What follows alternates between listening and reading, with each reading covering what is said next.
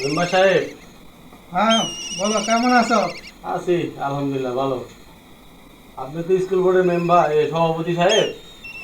তো আমার ছোট ভাইটার এসএসসি পরীক্ষার জন্য কিছু ফর্ম ফিল আপে কিছু টাকা আমার শর্ট পড়ছে, আপনি কিছু ম্যানেজ করে কিছু টাকা কমাই দেন।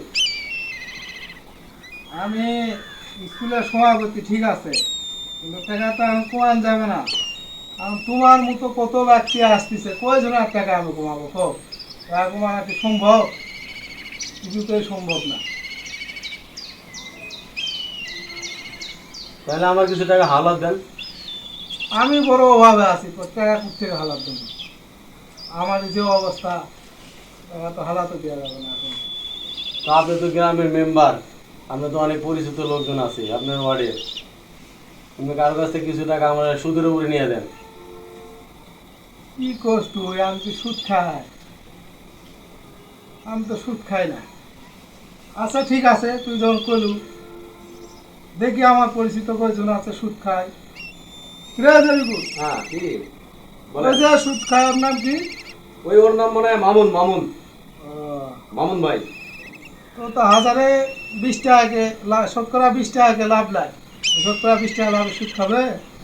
টাকা দিবি? শতকরা 20 টাকা 30 টাকা না, আমার টাকা দরকার। আপনি শতকরা 30 টাকা বা যাই হোক, আপনি আমার টাকা ম্যানেজ করে দিন।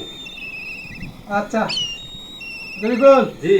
তাহলে ওর কাছ থেকে সুদের টাকা আনে দিয়ে দিবি। আচ্ছা। ওর কাছ থেকে নিয়ে যাবেন। ব্যবস্থা হইল? না, টাকা কি আছে? গাছের গোটা মানে গাছের পাতা রাখে দিলি পরে। কি যে শুরু হইলো, আইলে স্যারের কাছে গেলাম। এই টিচার বলে মানুষ গড়ার কারিগর। আজকে এই টাকার জন্য, এই টাকার অভাবে আমার পরীক্ষা দেওয়া মনে হয় হবো না। স্যারেরাও না করে যে তুই পরীক্ষা না দিতে পারলে আমার কি যায় আসে, কি করবো এখন? যে টিচার মানুষ করার কারিগর সেই টিচারই বলতেছে